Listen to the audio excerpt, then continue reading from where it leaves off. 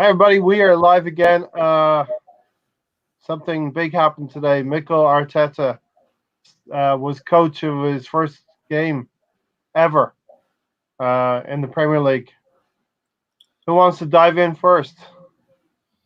What was your takeaways, Stan and the bearded Gooner? Go on, Tanner. Takeaway number one, especially in the first half, I think we definitely saw what Arteta is going to try to do, and the way that he wants to play, which is, if I can maybe try to simplify it to explain it a little bit, it's basically ball support. Really is what it is. You're never all that far away from a teammate, it was a lot of it in the first half. What I noticed was, especially at the very beginning, was a lot of short, quick passes, in the triangles that if you watch the video from the training session that you heard him talking about. So despite the result, I was very encouraged with what I saw. The players that we have really, really harped on pretty much all year, Mesut Ozil, Granit Xhaka, to a degree, Lucas Torreira, although, we've talked about him playing out of position or being played out of position. I really, really liked what I saw from those three guys. Really liked what I saw. I think the only thing for me that we seemed to get tired towards the end of the game.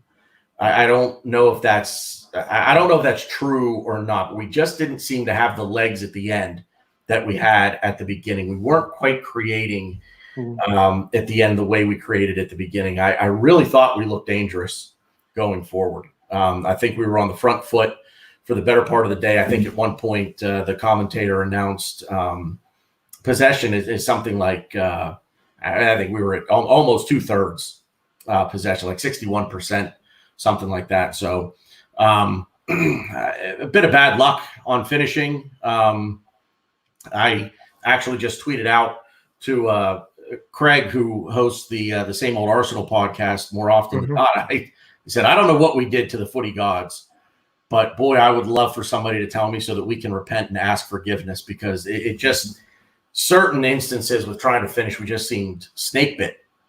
Yeah. And I really Aubameyang, Aubameyang slipped through by David Luiz. You think he's going to finish right there and then. Yeah. Last ditch tackle. And Lacazette, I don't know if that's a confidence thing for him. He's got to play more. I don't know. I like him kind of leading the line. I like the speed down the wings when Alba plays out on the left. And I like Lacazette as a bit of a hold-up player in the middle, leading that line. So you kind of hit with speed down the wings, and then you get Lacazette coming right down the middle, and it's what I would call a center drive, if I can put a term to it. We just got to get that kickback into the middle, and that's the one thing that I think we were missing today. But overall, I'm encouraged, and the result's not what we want. Sorry, I kind of ran for a while here. No, that's okay. Stan, jump in there. What'd you think? Tony Turner, thanks for coming in, Tony. You kind of hit on what Tanner was saying. Much better tempo to start with. That's maybe why we lost our legs a little bit toward the end of the half. Okay, Stan, over to you. Well, to begin with, he kind of had his hands tied about who we could select for this game, especially in defence. We've got Chambers, who was out because of cards, and then we've got enforced injury. So there wasn't really a lot that he could do with that. He basically had to play who was available. But I still think that, what we're looking at here is a big job that's going to be needed. I mean, Arteta's had probably a couple of training sessions with the team, probably still getting to know the team. But it was very evident to me that we're still seeing a team that looks really shorn of confidence. And it really is evident in the final third of the pitch today. I felt there was some, we were working the ball nicely in the midfield and up the wings, but it just looked that when it came to pounce in that final third, sometimes players were looking for a layoff when they perhaps should have maybe, gone to take the shot. And that's someone that's that's a player that's sort of saying to themselves that they don't have a lot of trust in themselves at the moment because of current form. So it was nice to see at the end of the game Mikel Arteta with his arm around Reece Nelson, because if players are shorn of confidence, I mean, it's all right sat in the pub effing and jeffing at the TV and shouting at Reece Nelson, but the reality of the situation is that you do exactly what Mikel Arteta has done there. He's put his arm around Reece Nelson because we are still going to need to have that guy on the pitch at some time, during the rest of the season, because, we're not, we don't have an abundance of riches in all of these positions. So I liked, what I saw today was really much of the same. In the first half, again, we started very brightly, I felt, in the first half. But then it's always towards the sort of maybe the last sort of 10 to sort of 5 minutes of the first half. Yes. The concentration lapse, the opposition, whether it's home or away, they score a goal. And then you can almost see the other team looking at each other saying, you know what, I think we might be able to get another one. Their heads go up. They start putting us on the back foot, and then we start to play very, very deep, and we almost seem a little bit hemmed in. And it was almost like, thank God for, to get to try and get to the whistle so there's no more damage and we can get in at half time. Yeah, what is it about our mentality that we seem to not be able to pace ourselves for a full half? I tweeted a few weeks ago, we're really doing really well. It's 40 minutes, but it's in Arsenal's DNA to concede between especially the 40th and 45th minute. And it's happened a lot. I would suppose if we look back through the season, the amount of goals we're going to concede the 10 minutes before halftime is probably going to be astonishing. I don't know. I think it's we've got a team of players that I don't think everybody trusts everybody. Sometimes somebody might be worried to do something because he's not sure whether, the other player is going to step in and cover him. So he tries to do maybe two things at once and maybe doesn't go when he needs to go and stays when he should be going, if you know what I mean. This is what Mikel Arteta, I think, really is on the top of his list. And he said it again. I saw a little bit of his post-match thing. And again, he was saying about, everybody doing what needs to be done. And if they don't, it's not going to be accepted if they want to be around here. He slipped it in again. I'm paraphrasing, but it was kind of that same message. And, he was very vocal about how pleased, since he's walked into the place, he's been very pleased with the response that he's had from Mesut Ozil. Yeah. And indeed, me being one of his biggest detractors, he did have a good game today. He wasn't blinding, but he did have a good game today. I thought he created a few good opportunities in the first half, Stan. Exactly. My only issue is that, I really hope that's he's going to be able to build on that and take that into the Chelsea game. That's what I want to see. Can I interject just real quick on the Ozil thing? I actually thought he tracked back well today too. He played some defense. You kind of know what you're going to get from him defensively, which really isn't much. But there was more effort there today from Ozil, at least at the beginning of the game on the defensive side of things. Yeah, I thought he had a good game, and we really do rely on him as well, because for what he's supposed to bring to a team, if he's not on his game and we don't use him, who else is there really that's up to that level of quality? I don't think Joe Willock is quite there yet to be starting in that position. No. And have that expectation on his shoulders. I definitely don't think Emile Smith-Rowe is either. So, we don't really have anyone challenging for that role in the team. Ceballos can probably play there, but he's injured as well. So we really are relying on Mesut to try and build on the form that I saw today and take that into the next game and not let it be a flash in the pan. And then he kind of disappears out of games for the next 2 or 3 games, because the fixtures that we've got coming up, we really need everybody to be. We're really going to need to use the squad. We're going to get something out of it. Yeah. So Tony Turner, and we have another person in the chats, hopefully. If you have any questions, supply them to the knowledgeable panel here. Think about the other two. No. Hey, Stan, no pressure, right? I wing it every time. So yeah. Hey Stan, I'm going to use this analogy probably a lot. Arteta talked about the tree shaking, and let's we talked about the moral fortitude of this squad. We get to 35 minutes and things start to go wrong. There's no leaders on the pitch, so we need a spine to help the branches. And we have that in Bern Leno. He is a goalkeeper we can build this team around. But you're looking around at outfield players. Do you see anyone that can be those leadership qualities? Somebody to look at when things are going wrong? You want to take that, Stan? Or you want me to? Anybody? Any takers? Um, Torreira can be possibly one of those players. Yeah, in the outfield, okay. So here's the thing with leadership. Leadership, I think, is something that I'm not going to say you're born with it, but I think you develop it throughout your career, especially in the early stages of your career. And to a degree, it's almost also a matter of being put in a position to be a leader.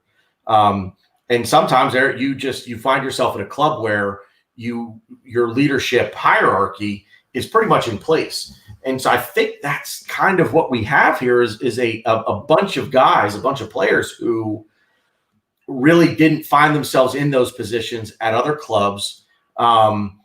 And if you're not a natural born leader, again, I don't want to contradict myself, but it's something that I think is learned. You're born with the qualities, but you learn how to exert those qualities over time.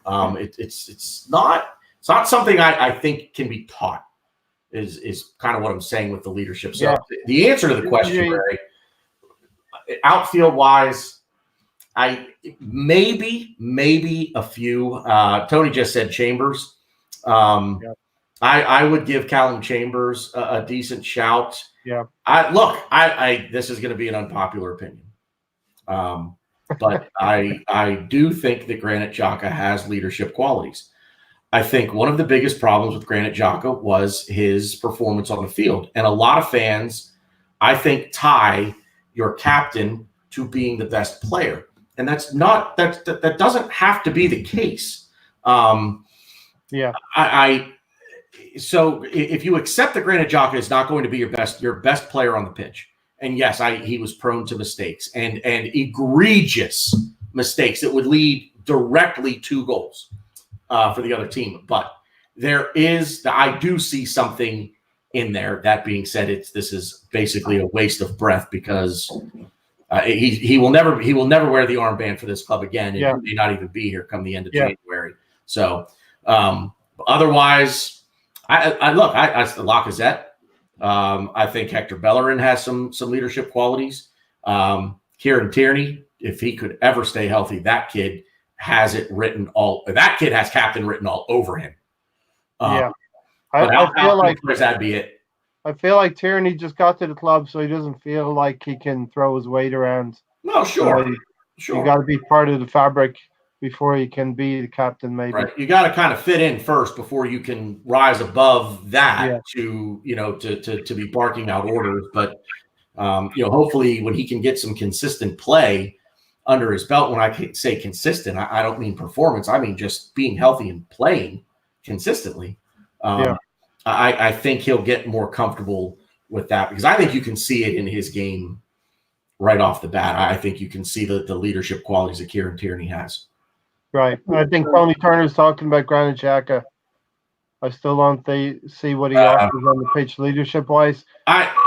Watching off the ball, Tony, and I think what you will see, the one thing that I hate to see is the body language, sort of that, the wide-eyed, what are you doing? What are you doing? I hate to see that, but he does kind of direct guys around, and it's subtle, but watch him off the ball, and you'll see him sort of pointing, and I don't want to say barking out orders. That sounds kind of bad, but he does. He is a bit of a field general, so to speak, and at least I think he's barking out instruction. I hope he is. I hope it's. I heard Stan in one of the training sessions, Granit Xhaka played a lovely pass, and Arteta liked it, but then he stood still and didn't keep moving, and Arteta was like, "Why did you stay still?" And Xhaka's face kind of dropped. There was also another story, wasn't there, where some of the senior players are in training, and one of them started doing a few flicks and rondos or whatever you call them. And Arteta said, he stopped him and said, what are you doing that for? You don't do that in the middle of the game, so why are you doing that here? Which is a fair point. But going back to what you were saying about leadership, I tend to find that some of the best teams that you find in the game usually have more than just the one leader. They usually have maybe 3 or 4. You only have to look at the Arsenal team that Arsene Wenger walked into. We had Big Tone there as the captain, but you had a lot of other players in there that could also, take responsibility. You had Martin Keown in there, you had Ian Wright in there, Dennis Bergkamp was in there, Steve Bold was in there. There's a lot of players in there that you could look towards, and that's what I think that we need to try and get back to. So I kind of get what Unai Emery's thinking was, is trying to have a collective. But yeah, you only have one guy wearing the armband. But we really need to get back to where we've got sort of like 3 or 4 players in there that are really, like captain material. And it does seem a shame that some of the best candidates seem to be some of the ones that they've either just arrived at the club, or we've not quite seen enough of them. I mean, there's a shout for someone like Rob Holding to maybe be a captain. He's got the British style there. He's playing in a position, but we just haven't seen enough of him, have we, in a long run of games to say, yeah, he's going to be in the team week in, week out, which is where we need to have the captain. And it's the same with Tierney. I think there's captain material in there, but he's only been at the club 5 minutes, and he's off injured and he's still finding his way. So who do you pick out of that bunch? I mean, he stuck with Arteta. The armband hasn't changed. And, when Aubameyang, and when Aubameyang scored the goal as well, it was, he ran to the fans. So I don't know what the message was there. I would have liked to have seen him run to the manager. Personally. Yeah, I mean, that happens usually in the first game. You do go and support the coach. That's a good point. That's a good point, Stan. I mentioned that to my mate next to me. I said, I would have loved to have seen him just run over to the manager, call the other players over, and then, we go on from there. But, it is what it is. Okay, Max Ware, thanks for coming into the house. And you had a question a few minutes ago, and this is it. Arse Brothers Max here. Clearly hard work is going to win with Arteta at this point. Players that are going to put in the shifts. Nelson was amazing and awful at the same time. Thoughts? I'll just say there, I think Max makes a very good point with Nelson. I mean, some of the most difficult things to do, he seems to do quite easily. Like when the ball's coming over to him in the air, he seems to be able to pluck that ball out of the air with his foot. Really, one time, and the ball's under control. But then, he can't cross for toffee, can he, the lad? I mean, the crossing throughout the team today was pretty woeful. I'm sure that Mikel Arteta noticed. I mean, I was watching the Liverpool game later on, Liverpool-Leicester, and some of the crosses that their fullbacks put in, which create things as well. They create goals. We could do with some of that. So I do agree with Max there on Nelson. He was amazing with some of the things that he can do, but some of the more easier things that he should be doing, he looks to be having a little bit of trouble with. So I'm still not sure about Nelson, but again, I like the way that Mikel Arteta had his arm around him at the end of the game, which he's saying to him, don't worry about it. There'll be other chances in this season. Just keep working hard, hopefully. Yeah, and we'll touch on Liverpool a little bit later. We want to talk about them briefly. But Tanner, I was very, very happy. If we didn't have the passion from the coach with a win, we were going to have the coach putting his arm around the player who really, really needs an arm around his shoulder in Nelson, probably. Yeah, just to Max's point about Nelson here, and to elaborate on it, he seemed to be great coming down the wing with the ball on his foot or the ball in the air, and as Stan said, great first touch when the ball's in the air, really gets it under control, just lickety split. His downfall seems to be in the final third. On the immediate attack, if you understand what I mean by that, and that is when you're within 18 yards of goal, maybe not within the 18-yard box, but when you're within 18 yards of the end line, be it a cross, be it a take a player one-on-one, go around him, cut back to the middle, something like that. He just kind of seems to, I think his feet get moving a little faster than his brain almost. And that he's young. And this is the best league in the world. Let's keep that in mind. He's a young kid who is still getting his no pun intended, his feet underneath him within not only this club, but within this league. So I like what I see from Nelson. I think he just needs that little bit of polishing here again in the final third. Yes, with his crossing, and also understand where your strengths lie. And if Nelson, he couldn't cross the street today, let's face it. So don't cross. Couldn't cross the street to get some coffee. Yeah, I mean, don't if that's the case, man, then don't cross. Just go one-on-one and try to create then within the 18-yard box. Try to draw a foul and a penalty in the box. Make a pass within the box, and instead of just coming down and looking for that cross immediately. So I was encouraged.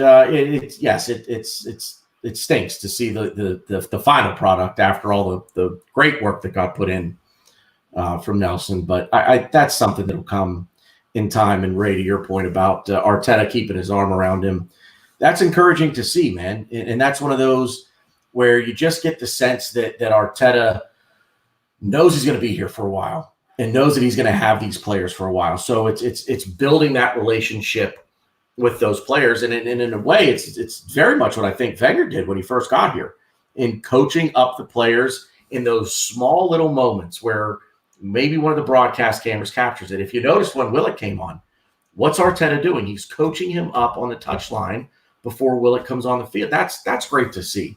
It really is. Yeah. And Stan, we have a lot of players who have room for improvement. We have players who are toward the end of their career in their league in a few years. They're not going to improve too much more. We got Aubameyang, Lacazette, Ozil, maybe Xhaka. There's not a lot of room for improvement in these players. Socrates is another one, David Luiz. But we also have a smattering of players who Arteta can help. Maybe our fullbacks, our wingers, a couple of midfielders here and there. I think I was watching Ainsley Maitland-Niles today, and for some reason, I mean, I'm not a tactician or anything like that. I just watch football, but he seemed to be all over the place. There were so many different positions that at one point he appeared to be playing in, and then I've heard people talking about, I don't know whether it's a serious comment or whether they were trying to be sarcastic, inverted fullbacks. Okay, this is a term that I'm not quite familiar with. I know what kind of inverted wingers is, but he seemed that he was everywhere many times, but he wasn't playing in the right back position to me. And I thought it was glaringly noticeable, but some people are saying that this is part of a tactic where he's playing slightly higher. But I think it's quite dangerous. And if we're going to be stuck with, I think, having him play a fullback in that way, I'm a little bit concerned that it's leaving a lot of space in behind him. Just going back to what Tanner was saying about Reece Nelson is that I wanted to just add in there as well. With a lot of these wide players, a good wide player ideally will have a lot of pace and be quite technical. But then as you get into that third bit of the box, you've got to make that split decision, and everything's happening so quickly. Am I going to lay it off, or am I going to go for a shot? But the key is, by the time you've even made that thought, it could be too late. It's got to be instinctive. And I used to see Theo Walcott do that quite a lot. If you could cast your mind back to Theo, he had the pace and the technical skill to get past players and into the box. But then by the time he was thinking about what he was going to do, he'd missed his moment. And it wouldn't come off. And hopefully someone like Nelson, because of that age that he is, that's something that he can be helped with coaching-wise. Because if you look at somebody like Sterling and Leroy Sané, who play in sort of similar roles, definitely Sterling, if you look at him from when he was at Liverpool to Man City, he's definitely improved on his decision making. He can got that end product as well. And the end product, he knows before he's got in the box whether he's passing or shooting. So hopefully that's going to come with coaching. And see, and if I can jump in here and piggyback off what Stan's saying, Ray. That if I had to here again attach a term to that, I'd call it almost situational football, where as Stan said, it's instinct, and that's something that can be coached. You drill it so much that it just becomes second nature. There is no, you, as you're reading the play in front of you, your brain is already 2 steps ahead in terms of what it is you're about to do. And that's just, again, it's situational. What am I doing here? What am I doing there? And that's something that I actually am really excited about with Mikel Arteta, is I think that's something that he probably doesn't call it that, but that's something that I think is in his repertoire, and he is going to try to coach that into these players. Is, here's what you're going to do in this situation. Here's what you're going to do in this situation. Here's what you're going to do in this situation, and just do it. You know what I mean? There is no as the situations present themselves. Exactly. They'll have a handbook in their memory banks. A, B, C, D. This is what you do. Exactly. Right at the end of the game, Joe Willock had a chance on kind of a counterattack, a break. Do you think he should have slipped in Pepe there? He took the shot right at the end of the game. Unfortunate, right? Again, situational football where you want that from your players. You want to take them to take the onus on, have the shot as well. Yeah, it's a catch-22, because even as we said with Lacazette, it's like, do you want him to take the shot or do you want him to pass it on? And I think the head has to be up, the eyes have to be windshield wipers, constantly going back and forth. Wait, who's over here, who's over there? Where are my teammates at? And eventually, I think we'll get to a point where, as long as Arteta instills his system and everybody buys in, you're going to know where your teammates are. And so, again, it becomes instinct where I know this guy's over here. I know I can drop the ball. He's going to come in. There's the shot, if that makes sense. Or, nope, I'm on my own. I'm on a bit of an island here. I need to get a shot away. So, I think that's what we're loving, Stan, when we see on the footage of the training what Arteta is trying to instill in the players. Well, this is the situation. Do this. Exactly what Tanner just said. They're not quite telepathic yet. They've not been training, under Mikel long enough yet to know, to understand all of these patterns of play that he's probably going to be showing them, so that they know that when they receive the ball in this position, they know that player X should be there and player Y should be there. And they've got a couple of, they're not quite there yet. And this is going to take a little bit of time.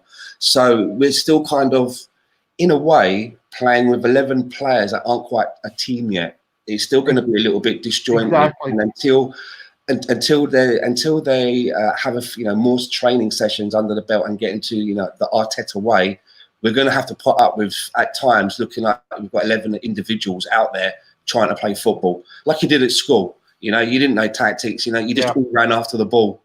Make it up as you go along, right? Get it in the net. There's going to be a little bit of that, and I think I don't know how to take Twitter these days. I saw people saying things like, different manager, same players, same old Arsenal. And I don't know whether it's people baiting, trying to be. That was Lee Gunner. Yeah, okay. I can't remember who it was or something. No, it was Lee. I just saw it, and it's like, what do you? Okay, I just use that as an example. I'm just saying I don't know whether it's people being sarcastic or. I think he's into baiting people now. So. Right. Okay. But I've seen enough of that stuff. But I'm just saying I've seen a few people kind of, really after one game and a couple of training sessions saying that, it's the same old thing. Well, it's going to be the same old thing because it takes a while for this plan of Mikel's. The way he wants us to play, it can't be done overnight. We have to have games under our belt where we can come away after the game and he can say, okay, you done well in those parts, but when I've been telling you to do this. That point of the play was when we should have done it, and you didn't do it. And it's going to be about learning.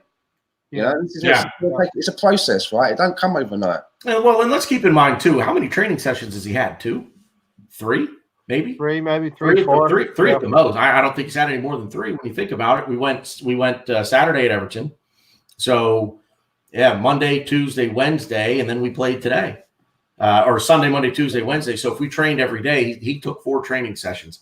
That's enough to basically get the outline of your system in and get the players basically just used to your style of coaching, not even the style that he wants you to play. Just, okay, what can we expect from this guy as our coach?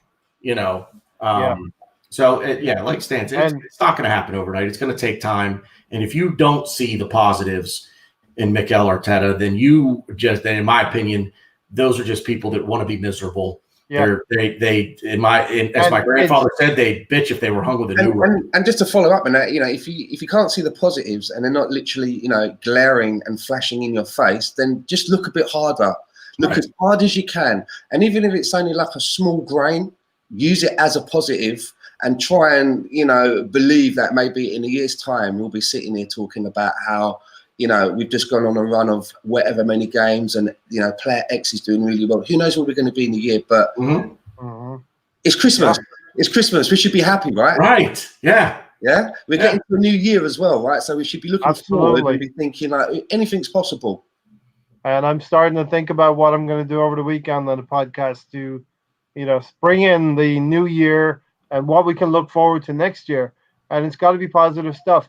Twitter's been good for me. I wouldn't have met you two fellows and all of the people in the Lombard camp and all the people here with us tonight. So it's a great media. If you use it right, use it in a positive way. Yeah. And that's what we're going to do. Yeah. Lombard camp, evening Lombard camp, a poor starting 11. Well, my opinion is that that's what we have to pick from. Should have hired Martinelli. I think he's injured. Alba, Pepe. And let's get on to Pepe in a minute, folks. Nelson needs to play in Europa. Do you think that's going to help Nelson playing in Europa or the league first, guys? I think just playing is going to help. Just play him. I think just play him. I think play. I don't necessarily disagree with Lundberg camp there, and he needs to play in Europa. I would give him. I would play him against Olympiacos coming up here in February and knockout stages. What's that? They're knockout stages. I know, and I still think that there's a player in there, and I would give. I'm not. I can't imagine that Arteta is looking at Olympiacos in February and saying, okay, this is what I think we're starting 11's going to be. Think that we've got almost 2 months between now and then. Things are going to change. So. But I don't disagree with that. Steve, what did you say about Martinelli? I think we should have had Martinelli. I think he had a rough game. The last game against Everton, he got kicked up and down the park. Yeah. Right? Yeah. So I think he took a knock or two. We had those 3 or 4 leaders on the pitch. He may have had a bit of protection. He had none. Yeah. That's something we need to engender into the squad. You're right, Stan. Great point. Pepe. Let's talk about Pepe. For me, I think he's going to be on the team on Sunday, because of rotation. Do you think there's something more afoot with Pepe? You want to go ahead, Stan?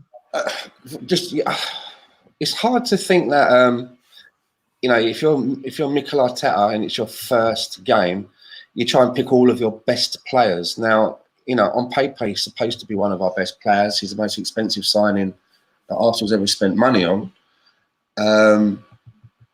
If you remember near the end of Emery's sort of stint, he kind of wasn't relying on Pepe as much. And then Ljungberg came in, and then sort of Ljungberg, he kind of alluded to, didn't he, in press conferences, that he wasn't working as hard as he would like, and that he said, I'll be talking to him this week about what I'm expecting from him.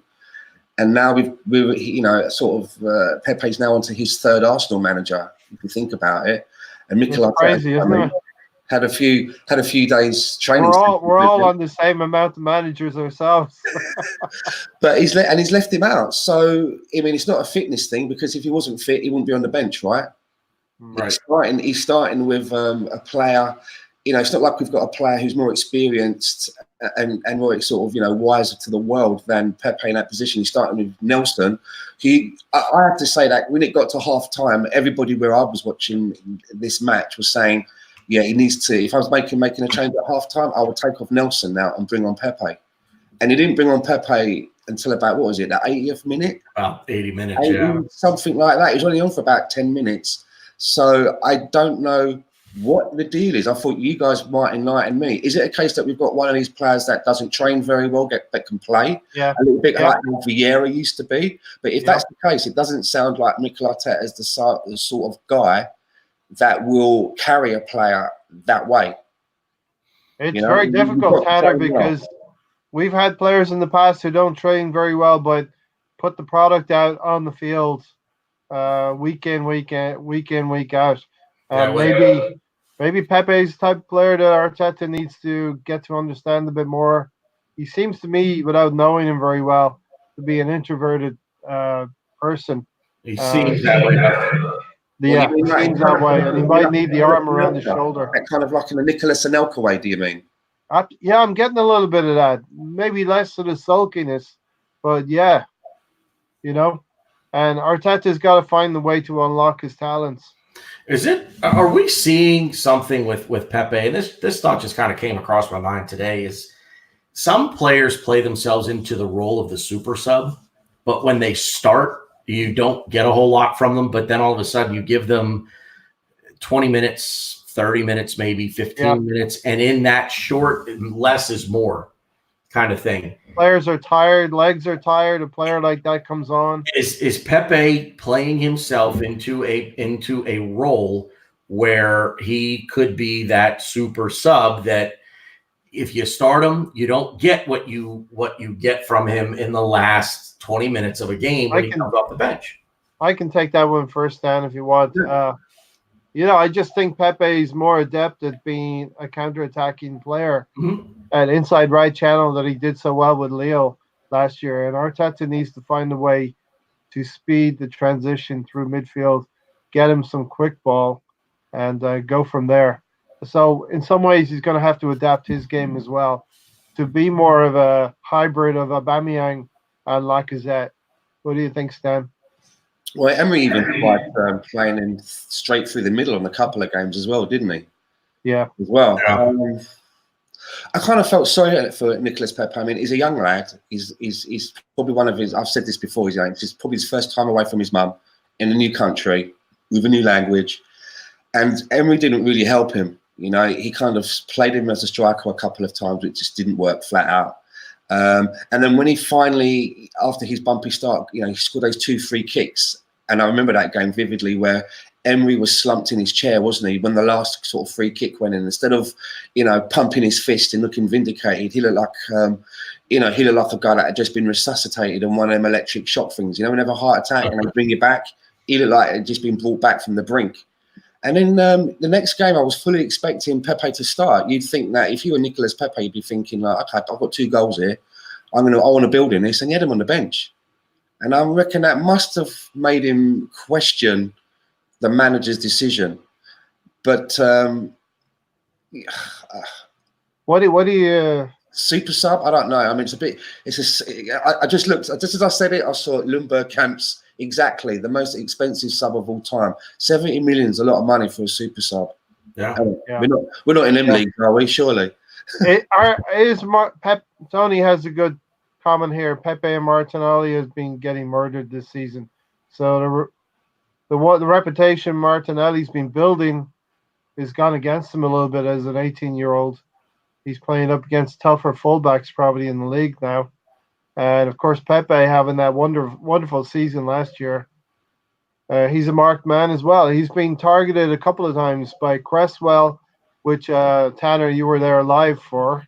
Right in front of me. Yeah, he came barreling down right at us. I saw that clear as day, and I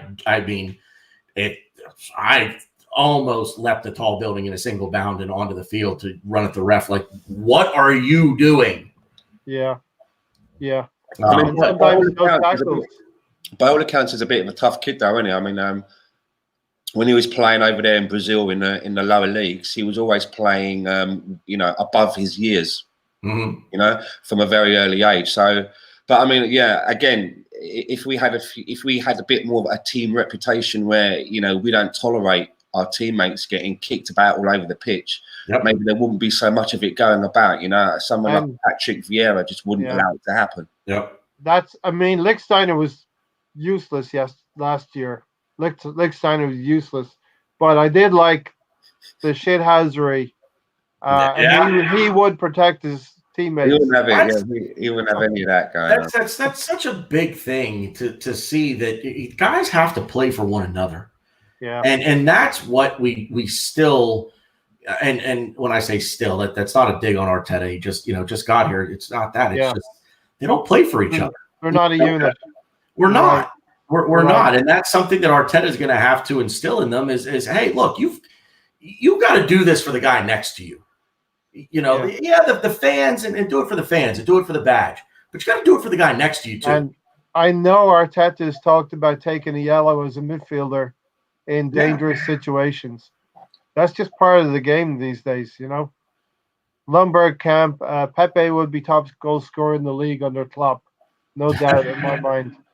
There's probably some validation to it because midfield's got some. The Liverpool midfield would not let things happen to their teammates in that way we're talking about. Yeah. Why do we keep our record signings on the bench like Laka and Pepe? Ridiculous. The thing is, just thinking about what we were just talking about a few seconds ago, I saw a tweet where it said something like, there was no link to the tweet, but it said that Lacazette has sort of like said that if we don't make Champions League, he's going to go because he believes he's good enough for a Champions League team. And my answer to that is rather than be, I don't know, who knows how that information's come out. It might not even be true. But if that is a kind of a leak, my answer to that would be, well, it's in your hands to make sure that we do get into the Champions League. Why not focus your efforts on the rest of the season?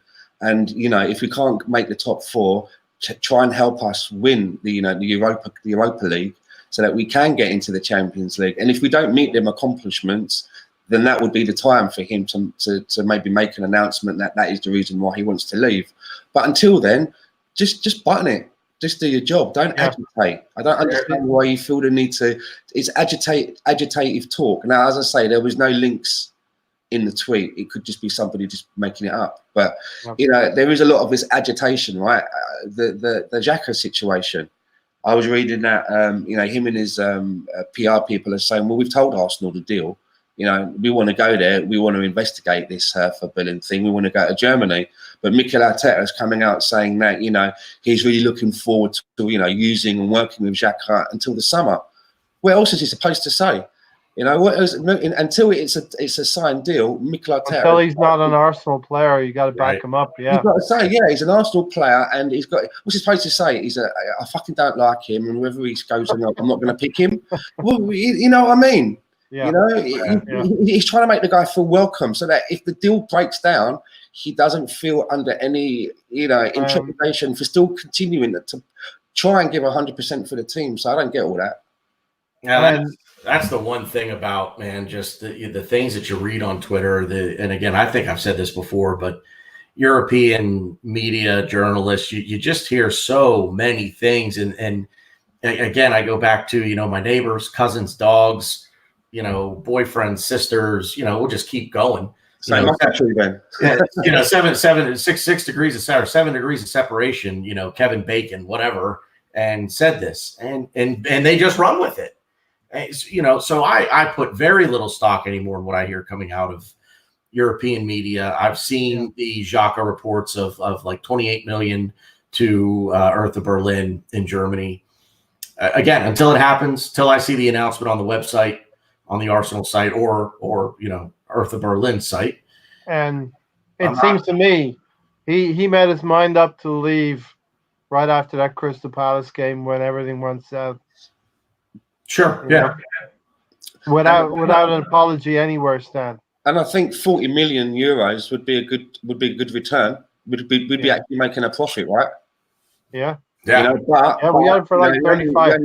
The only dodgy thing is that it's always, they say it's always a little bit difficult to get what you want as in a replacement in the January window. Mm-hmm. But there's never any. I never see the point in keeping a player if they really want to move that badly, even if it does mean they're going to be breaking their contract. Just make sure that you get the money that you want for it.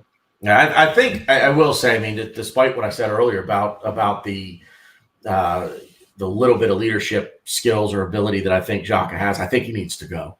I think he played well today, and Stan, I think you hit on it earlier with Torreira and Xhaka in the midfield in front of the back four. I think they played well today. I really do.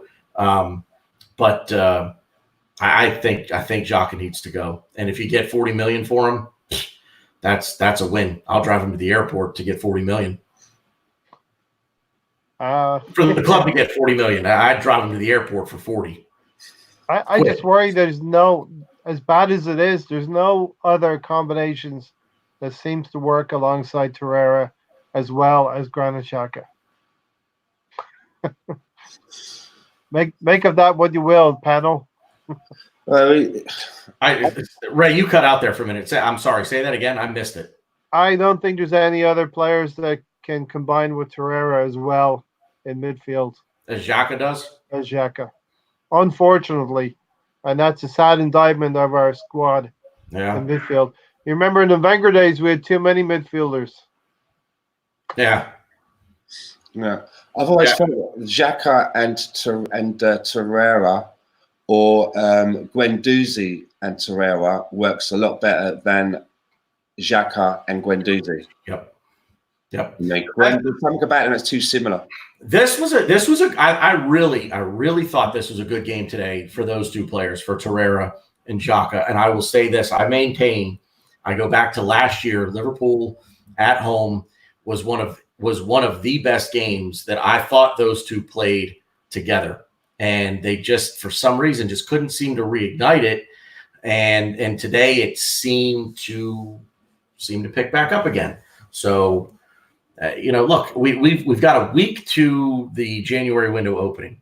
Yep. Does anything change within Xhaka's, his mindset and wanting to go, wanting to stay? I think he wants to go. I think he's got a suitcase packed and it's in the hall.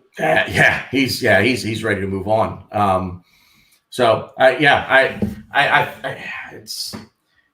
It comes down to scouting too. They must have somebody lined up as well. They know Granit Xhaka is leaving in January.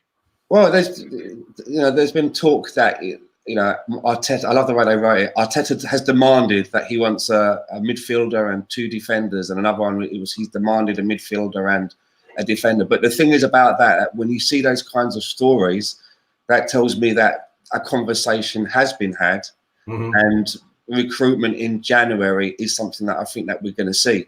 I don't know who, I don't know what positions, but I think there's definitely been a discussion for sure. And just what Lundberg Camp said a moment ago about Xhaka, plus Xhaka's slower and his defending is terrible, just pulls men down. That's the thing with Xhaka. He did have an okay game today, but you know that over a consistent period of time, exactly what Lundberg Camp said, that is going to happen. You're doing the Freddie Lundberg on the sideline. Exactly. It's going to keep happening, and it's going to cost us points. Yeah. And at the end of the day, it's those costs are what you remember. And he has to move on. The sooner the better for me, in a nice way. Yeah. What do you think of Ozil playing as a central midfielder if Xhaka leaves? Would it work? The work rate's not there, is it?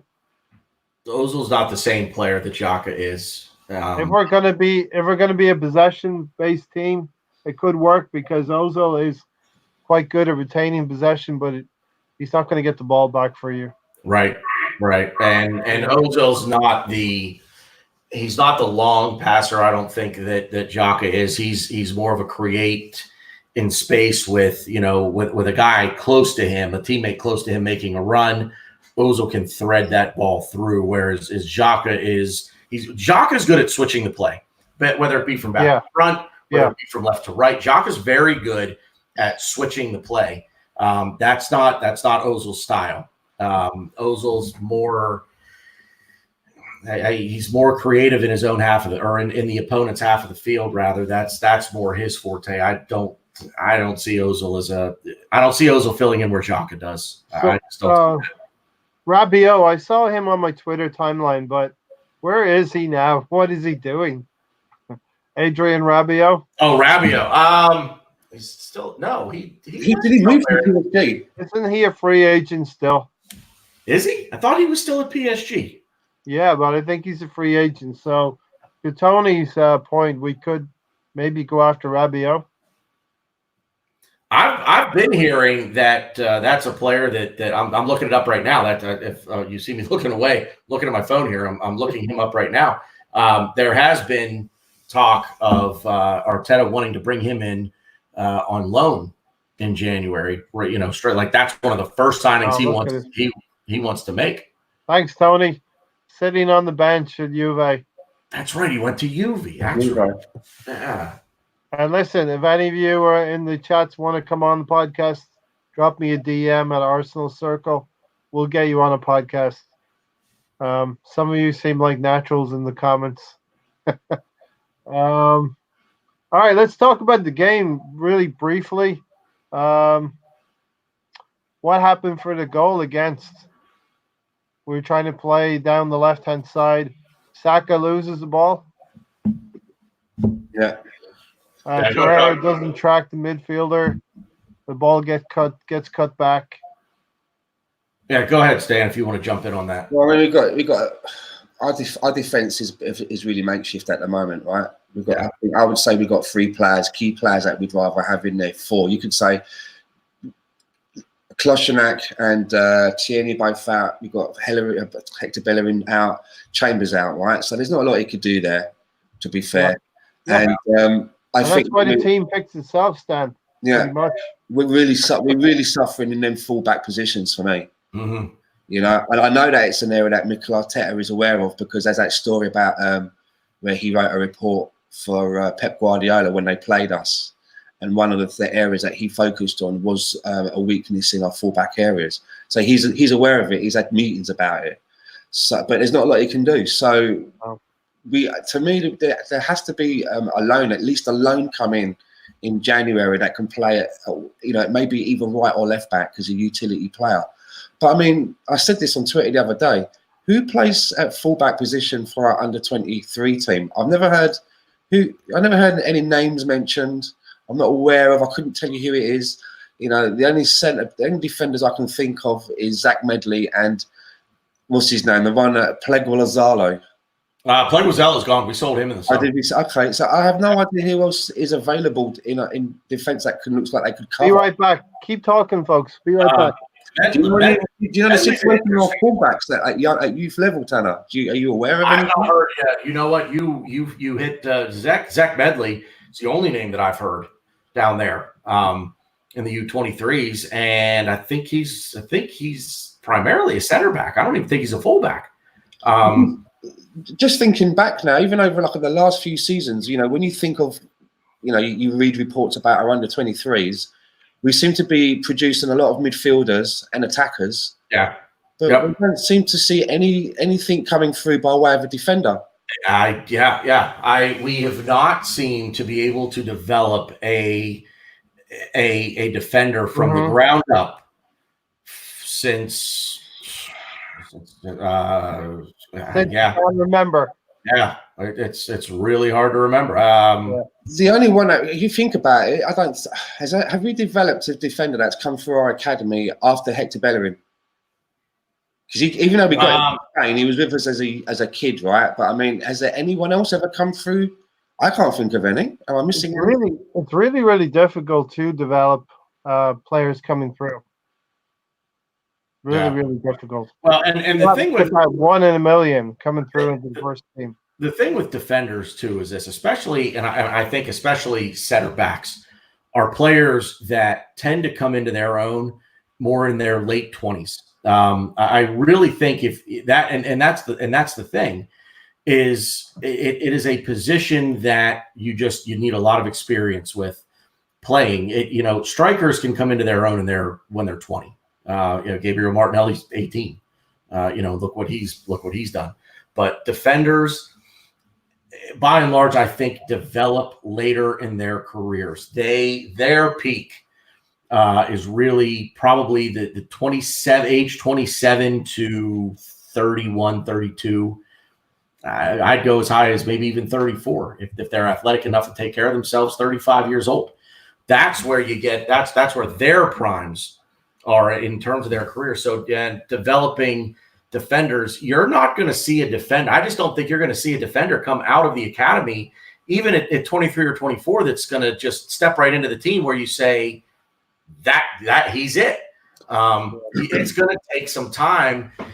You're not going to see a fully developed defender at the age of 23. I just don't think that happens. I just find it surprising, even when we play, like, for example, a Carabao Cup game, or in a situation where we are now, where we've basically got both of our left backs out and our main first choice right back out, that there's no young kid in our under 23s who is at least on the bench for cover in case who we've got in the makeshift is not doing well. Or, even when we have like a Carabao Cup game, it will be one of our first team sort of fullbacks rotating. Yeah. I've never, I can't think of the last time there was some kid who was given some minutes and that we, taking a look at, and he might be on the brink. You just don't see it with defenders with us for a while. And when was the last time that we actually went and tried to even bring in a fullback? I mean, Lichtsteiner last year, yeah, sure, but again, he was as useful as a tit on a bull. But when was the last time that we really tried to? Tierney. Well, in Tierney this year, yeah, but I'm talking cover. I'm talking depth. He was broken when we bought him. What's that? Even though he was broken in his box when we bought him. Yeah. I'm not. That's the one thing with him is the injuries. But that was for me. That was the signing of the summer, because that kid. Like he's got it at any rate. I'm talking about depth at the position. It just doesn't seem like we put a whole lot of stock into the fullbacks at all. I mean, go find someone else that, the Lichtsteiner thing, I think at the beginning, he just got here and just completely shit the bed. He was a dumpster fire. But at the beginning, I was pretty happy with the signing. I liked the pedigree that he was coming in with. Tony saying Thomas Meunier is 28. And I think, I don't know if he would come here as cover, but then again, given Hector's injury history, and maybe our knock is a louder knock than most other clubs, right, Raul? Yeah. Ideally, we need someone that's going to come in and really push Hector for the first place. That may even help us squeeze just that little bit more out of Hector. Where he doesn't feel comfortable, where it's a case of, I know that I'm always going to play unless I'm injured or rotating. Right. And it kills two birds with one stone. It develops depth at the position, and it's competition. And you find out what players are really made of when there's someone pushing them, when there's someone, quote unquote, behind them, pushing them, knocking on their door for that starting position. Competition. Yeah. Do you not think before Kolosonak's injury, just before he got injured, I think it was like maybe 2 or 3 games in a row, he upped his game. I saw there was one time where he got the ball and he was like, he dribbled into the penalty area and he very skillfully took the ball through like a crowd of the opposition players. I can't remember the game, and then passed the ball off. And I remember nudging Mike and saying to me, like, Jesus, it's like Ronaldinho. Like, and for me, it's because I think, he now knows that he's got someone challenging him. Kieran Tierney's barking at his heels. He's snapping at his heels. And he knows that he's not necessarily now going to be the automatic go-to for that position. Right. And he's definitely, for me, looked like he'd upped his game a little bit. And that can only be healthy. And I want to see that for all of our positions, One of the best problems for a manager or a head coach to have, to a degree, is team selection from the standpoint of, boy, I've got this guy playing well. But, oh, by the way, this guy's in the same position. He's playing well. Who do I put in there? We have the exact opposite, Tanner. Like, we're putting the team together. Well, he's hurt. He's hurt. He can't cross the street. Yeah. Lundberg Camp likes your training shirt. I saw that. Yeah, thanks, Lundberg Camp. It is a training top. It's actually quite warm. I'm not going to lie. I kind of wish I wouldn't have worn this tonight because I'm sitting here. Yeah, me too. This is my Christmas. I like that, Ray, by the way. I really like that. Is it a full zip? Full zip. Yeah, I like that. I like that a lot. But Reed was semi-cover. Let's catch up on some of the things. Sell Hector. Nah, I'm not ready to sell Hector yet. Sorry, Tony. Yeah, go ahead, Stan. Yeah. Such as we're not ready to sell Aubameyang yet, our goal scorer. Let's get to that goal. Yeah, Aubameyang's goal today? Yeah. I'm Some people said it was lucky, but yes, the shot comes to him. It's a little bit sliced. Well, it's lucky that the ball ends up on his foot where it did, but the shot is spot on. He put his foot through it, and he put it away. Yep. The shot was fantastic. So I even scared the dogs. I was sitting on the couch here watching, and I scared the dogs. I jumped up. Yes. Yeah, the dogs don't have that passion for Arsenal, right? No, and they don't like loud noises. So give me a square meal and a quiet place to lay down. What's that? Give me a square meal and a quiet place to lay down. Yeah. I agree. Sell Hector once we can get 40 million. His pace is gone. I'm not ready to write Hector off yet. I'm really not. I think I said this, Ray, last week on the show. With Hector and that injury, it is something that takes a while to come back from. It's not even so much the muscle and rehabbing the muscle as much as it is the confidence in the leg, and it's a mental thing with that injury more than the muscle itself. What happens is, I'll tell you this, guys, right now. I've done this twice to myself. I've torn my left ACL twice playing ice hockey. What happens is the muscle essentially tears and it rolls up inside your leg. When they reattach the muscle, I'm simplifying this, but it's essentially a French braid. That's how the muscle is reattached and reconnected. So it actually makes the muscle stronger. So tearing the same muscle a second time is obviously not unheard of, but it is not common. But the biggest thing for me was, especially coming back, and I did this, I was a teenager. And the biggest thing for me, once I got back on the ice and I started playing again, was pushing off with my left leg. As a goalie, I'm pushing from side to side. And the biggest thing was, is my knee going to hold up? And it took me a while. Now, mind you, I was younger than Hector when I did it. When I did it for the second time, I was younger than Hector, probably by, how old is Hector? 24? He's 24, 25. I was 16 when I did it the second time. Yeah. And you have to trust it as well, Tanner. What's that? Once it's fixed and it's been worked on and you had the operation and everything's set, they're telling you everything's fine and it should work, but you have to trust it as well. And you have to trust it. That's exactly it. And it's a big deal. So I'm not ready to sell Hector yet because I do not think he fully trusts that his knee is going to hold up. So he is, I think he himself is, to use a term that's been used a lot this year, handbrake. I think Hector's playing with a bit of a handbrake on by his own doing. And it's just it's a trust thing. It's mental for him. It's just a matter of building up the confidence in the knee that when you plant and cut and kick and stop on a dime and, and spin and rotate and things like that, that it's going to hold up. Because by and large, when you see these injuries, I don't remember Hector's last year, but I don't think he was tackled when he tore his. I can tell you that right now. Whereas Rob Holding was tackled, Hector Bellerin was not. No, Holding wasn't tackled. Holding was running at Old Trafford. He was running off the touchline after a ball, and there's that drop. Most pitches have this. I assume it's for drainage purposes from rain, but there's a slope there. His knee hit the slope. He wasn't tackled. His left knee hit the slope, and that was it. And as soon as I saw him down, I looked at, and she'll tell you this, if you don't believe me, ask her. I was at that game, and I said Holding just went down. He just blew out his knee. It is an injury that I don't know if it's because I've done it. Yeah, I've seen it a lot with American football players. It's an injury that it's very strange, where I've seen knees flex in ways that they shouldn't flex, and it doesn't tear.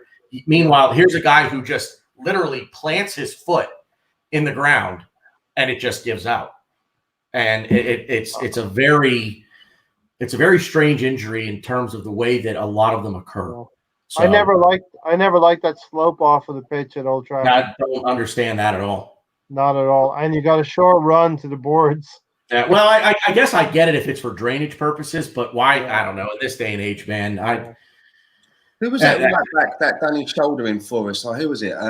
Recently, what was his name? The French. Yeah, and he went. Isn't he playing in France now? He went and fell in the box where the camera is. He was the Newcastle guy. He played for. Yeah, his name just slips my mind. I'm sure our viewers will be able to tell you. Yeah, we got him from Newcastle, didn't we? We got him from Newcastle, and he was he came to challenge Hector. His name just slips my mind. Yeah. And, he wasn't half bad either, and then he had that really bad shoulder injury, didn't he? He was just on again. Yeah, and now he's in France plying his trade. I'm sure someone will tell us. Let's linger on this comment here, Stan. Seems like we've only got 14 players vying for a starting 11. No competition amongst the squad. And this is because we did clear out a lot of dead wood in the summertime. Well, I think there's going to be an even more of a clear out in January as well. Some turnover. So, you know, Arteta needs to have his arms around everyone because we need everybody. You know, we aren't going to be able to cast players aside if they don't want to play ball. We have to make sure that everybody wants to play ball because we are looking a little bit short, aren't we? And I know that there was talk about Eddie coming back, but apparently that's not to come back to the squad. That's just to go out on loan again because he's not really. Apparently, Arsenal's not happy that he's not having he's not started a game yet for Leeds, I believe. For Leeds at all yet. Yeah. Watch, when they come here in January in the FA Cup he's going to start here. Well, yeah, I hope he's with us and that we play him and he spanks a hat trick past them. I wonder what the fee would be to recall him from the loan. Well, apparently there may be something in the contract, right? You never know. There may be something like a percentage right games, and they've not reached that. But it sounds like he's definitely coming back, but not to play in the first squad, to go out on loan. And I think it was he almost went to. I think it was Bristol City or Bristol Rovers that he almost went to before Leeds. So I think it might be going there. That they still want him. So yeah, I think back in this squad right now. I really would. But just going back to what you were saying about Hector, when I popped out, I honestly believe that right now where we stand, I think he's probably the best candidate that we've actually got in the squad for captain right now. Just for his longevity, the amount of time that he's been with us now. He's been there. He's one of the only people that's still with us from the overflow of the Wenger days. Mm-hmm. I still think that he's got something to give to the team. But I think it was Tony Turner that said in the chat box, and I agree with him, to get the best out of Hector, we really need to have someone that's going to push him. Yeah. Not so much as a backup, someone that could actually challenge for him. I don't know who that person is. There's a guy that plays at Nice that I quite like, but I mean, I don't know if they've got anything in mind. But I really don't think that Ainsley Maitland-Niles is the one. We shouldn't be comfortable with relying on him as backup for Hector. You talking about Ben Chilwell at Leicester, Stan? No, I was talking about there's a guy that plays in France for Nice. Called, Nice. I'm sorry. I thought you said Leicester. Boy, I really misheard that. Called Youssef Attal. And he's a young guy. I think he's probably around about 22. Okay. He looks like he's going to be very promising. I saw him playing on a game recently on cable. But yeah, I really don't know who they're going to be, who they would suggest for that. But I just don't feel that Ainsley Maitland-Niles. And I think even Hector Bellerin, knowing that the only person that is behind him in the pecking order is Ainsley Maitland-Niles, if you're 100% fit, you're going to get picked ahead of him, right? Yeah. So yeah. I like Tony's shout of Thomas Meunier. I think there is a guy that could come in and challenge, not as depth and serve as cover for Hector, but as a guy that could challenge him for the starting job. And that's what you need in any club to be good. You need to look at when in the past 2 years with City in winning the league, they really could have fielded 2 separate sets of starting 11s and probably still won the league. Be very strong.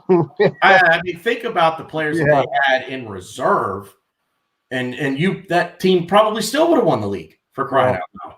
So, to Lundberg's camp, Tanner, we really do need to get some cover. Yeah, especially all across the fence, maybe. Yeah, Matthew Debuchy. Yeah. Not you. Yep. That was the guy. Yep. All right. So, listen, to round off this Bournemouth game, we had 8 shots in total.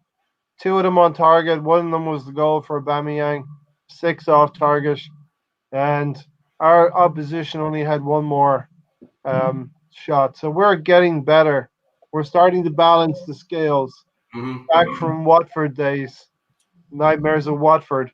Please don't. Bournemouth had 4 shots on goal and 5 off target. So 61% possession. Little shoots, like we said before, of growth, Tanner. Yeah. The passing looked a lot crisper today. I was very, very encouraged by the effort that I saw, especially in the first half. Application. I'm sorry? Application of effort. Yes. Yeah. You saw guys making runs off the ball. And that's, that's a big thing. What does a guy do when he doesn't have the ball at his foot? And I really thought that the runs away from the ball were there today. The effort was there. So very encouraged. The passing, like I said, was a lot crisper. Certainly not without its flaws. I mean, I'm not saying that this was by no means a perfect game, but there were definitely signs of improvement, signs of encouragement.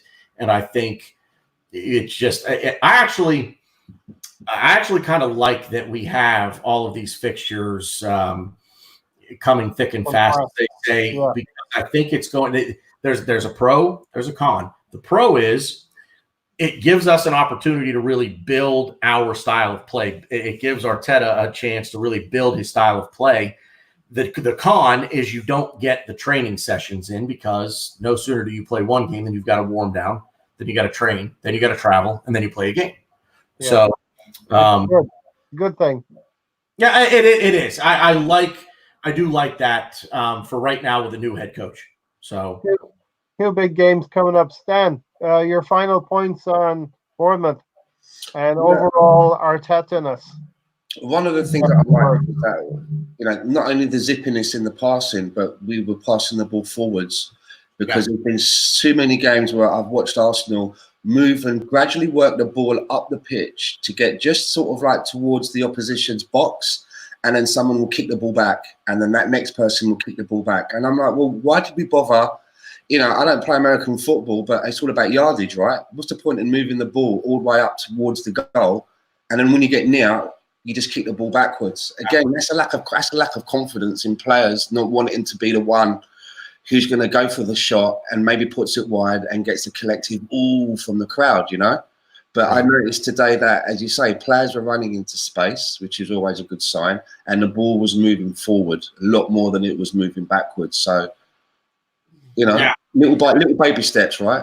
I'll maybe just jump in here, Stan, and answer the question a little bit. I agree 100% with what you said. The only thing that I would say is to a degree, maybe go now in American football, you don't ever want to go backwards. It always has to be positive yardage, but in this game, it maybe can be a little bit about resetting. But when I have seen us when we're close to goal, and all of a sudden we're kicking the ball back, and it's like, what are you doing? Yeah. Kick the ball on the other side. Call that horseshoe football under Wenger. Horseshoe foot, yeah. Like all the way around. Right. Yeah. It would go back to come around to the other side. Yeah. Possession based as well. Yeah. The reset to try to kind of reset, go again, I get, but I see, we take a corner and then we get a corner and we take it short. And instead of you take that short corner, I'll tell you, and for the life of me, this was probably 4 or 5 years ago. I got to tell you this real quick. One of the prettiest goals I have ever seen in terms of just ball movement and the goal itself, it was, as much as I hate to say it, was Manchester United, and I believe it was Daley Blind who scored the goal. They got a corner. No, Woody, it wasn't him. No, go ahead. They had a corner. They took it short. It was from the corner, pass, shot, goal, and it was beautiful. It was absolutely. I sometimes wonder. It just seems like nobody practices what they did, and I say to myself, why? It was one of those things that I looked at, and again, it's sometimes I get to comparing things to other sports, and But I looked at, I just remember that goal and I thought, I would try. That's something that I wouldn't try it all the time, but I'd probably try it once a game if the opportunity arose. But we just stumbled onto this subject, Stan, your favorite Arsenal goal in this decade? In this decade? Just give us one. It doesn't have to be your favorite. Just give us something. Okay, well, my all-time favorite ever Arsenal goal, it's not this decade, but it's the Dennis Bergkamp one against Newcastle. Always. Absolutely. Always. Yeah. How about Santi Cazorla's free kick in the FA Cup final? I'll go with that one. I also like the there was one bit. It was because it was such a good team goal. I think it was against Norwich, and Jack Wilshere finished it off. That was a nice team goal. Yep. Can I just say I really miss him? I do. I love Jack Wilshere, man. I miss him so much. Is he injured? Because he doesn't seem to be getting much of a look in at West Ham. He just hasn't been able to stay healthy. Yeah. Since he got to West Ham. Yeah. Let's get to the end of the show. The last segment. Liverpool. They're going to win the league, right? Yeah. After what they did. Any slightest doubt, Stan? We might just be getting them at the right time, you know. I think the team might be a little bit stretched, and they've done remarkably well. We can't take that away from them. I mean, Frank Lampard's gone in there. Everybody was willing to give him a free pass. You know what that means. They're going to be shit, but we ain't going to say nothing about it because they can't buy anyone. And that's not what's happened at all. Yeah. He's getting a tune out of Pulisic. Tammy Abrahams is, counting his worth. And it's probably been them not being able to spend money. It's probably done them a lot of good. Where they may sort of think about looking more within when it's time to give players a chance rather than throwing money at the problem. But for us, not wanting to big Chelsea up too much there, and then he went on one there. What was happening? He should have stopped me. But on looking at us though, I think we may just be getting them at the right time. Yeah. You know, maybe they're just getting a little bit thin. They've had a couple of results now that haven't looked as favourable as they would have wanted. So, and I'm really hoping that we get something out of it in Chelsea. But I'm going to say a draw still.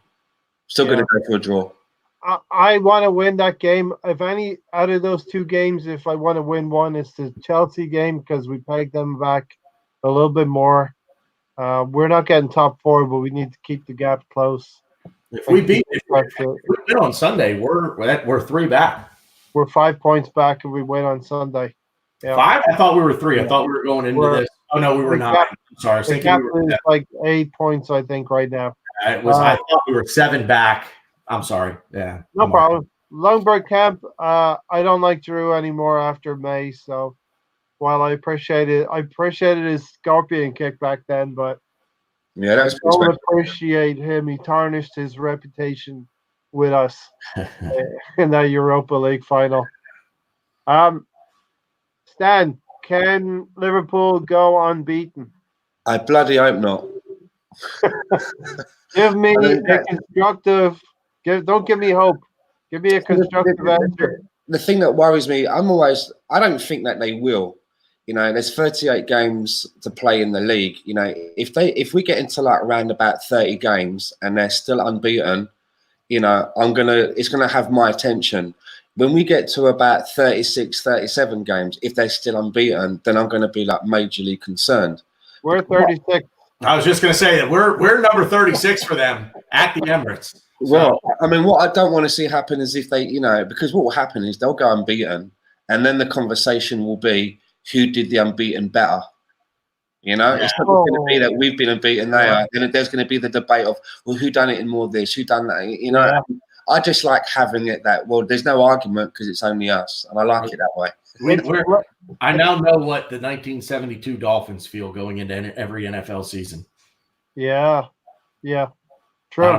I don't know if you know that, Stan. The 1972 Dolphins are the only team in NFL history to go wire to wire, undefeated from beginning of the season, won the Super Bowl. And I'm gonna poke you now because you almost did it. What's that? The Patriots almost did it. Well, but boy, they lost the one they needed. I'd have rather go 18-1, but lose that one. That should have been the game at the end of the regular season. Listen, I think it's bloody hard to go unbeaten in the league. But boy, I'll tell you what. English Premier League is so difficult. They look. I hate that I am going to say this, but I am nothing if not objective, and they look like world beaters. They really do. In a few weeks, I'm going to try and get a couple of Scousers on that I've been talking to. We'll have a good podcast with them. Yeah. We know where they've been 15 years ago. We remember. We remember. Yeah. As you say, like Game of Thrones. We remember. Just as you said that we're playing them on game 35.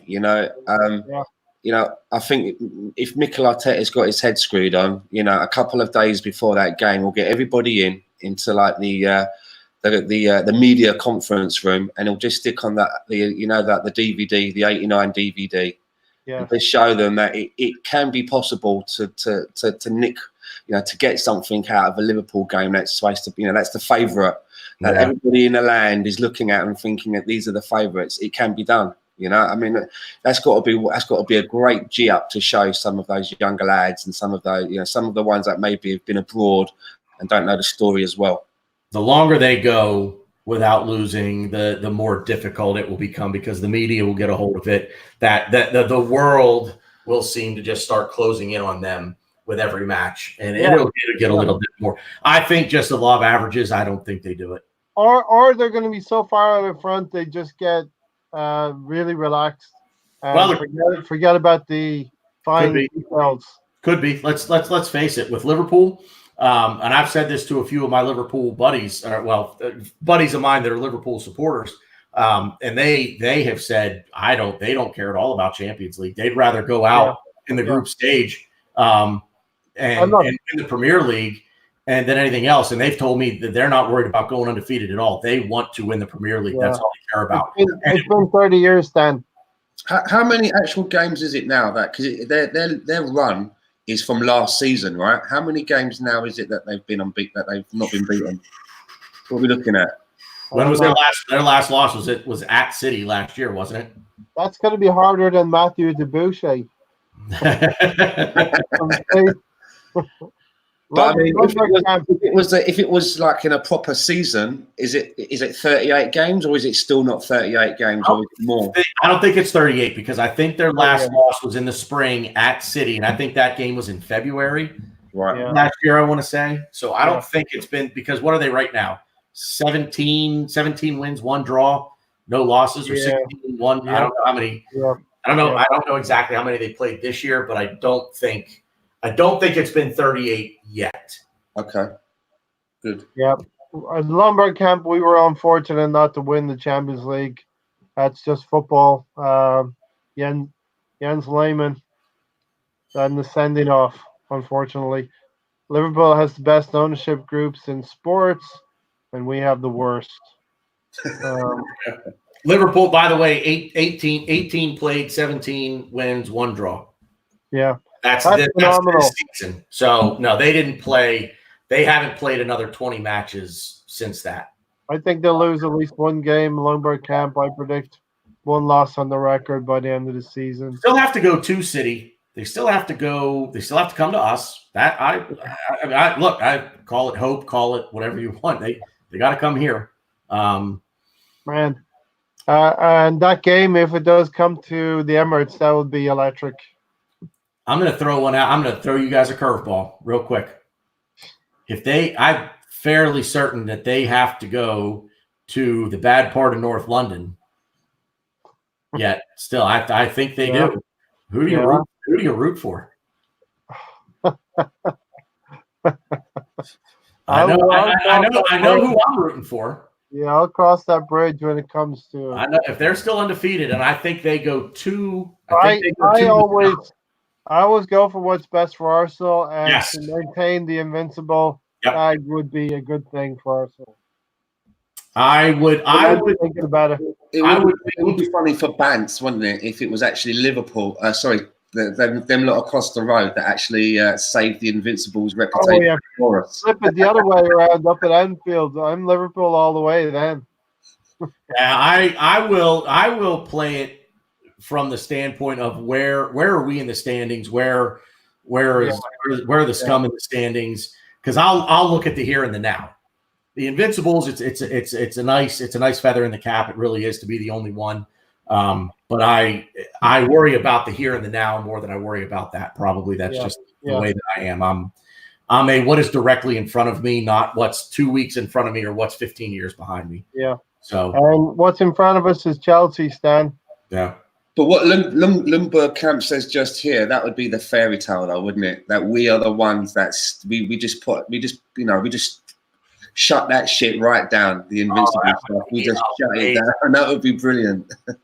My buddies here in Pittsburgh that are Liverpool. There you go. Liverpool's at 34 games. And Tony, thanks for coming in and correcting me on the 17 shots as well. Really, really appreciate the help and all the stats. Been really good positive feedback in the chats tonight, so really, really appreciate it. We're going to close out the show with Chelsea. Tanner, what do you see? We're going to play. You know me. I'm not one for predictions. I'll give you something. No predictions needed. 2 home games coming up. Crowd's going to be electric. The crowd is going to be electric. They better be. If you're watching this, be it live or on the replay, if you're going to either of these next 2 home games, you better be singing your heart out. I'm very much looking forward to hopefully on TV hopefully feeling the atmosphere at the Emirates.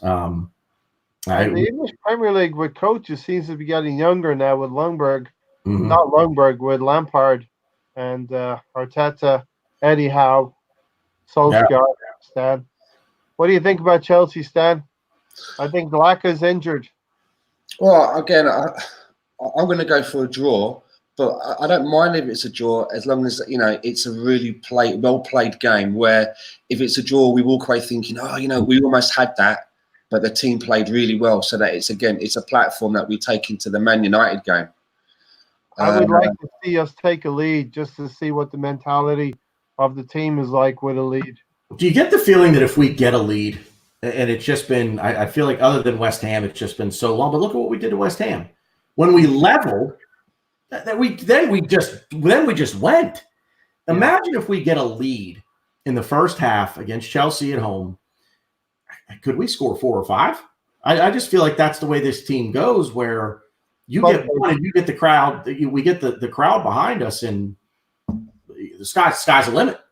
And we've had some good results against Chelsea over the last few seasons. All right, we didn't go our way in the Europa League final, but there's been a few games where we've been having a little bit of a patch, but we've always seemed to get something out of a game against Chelsea. So it's all in here, right? Exactly.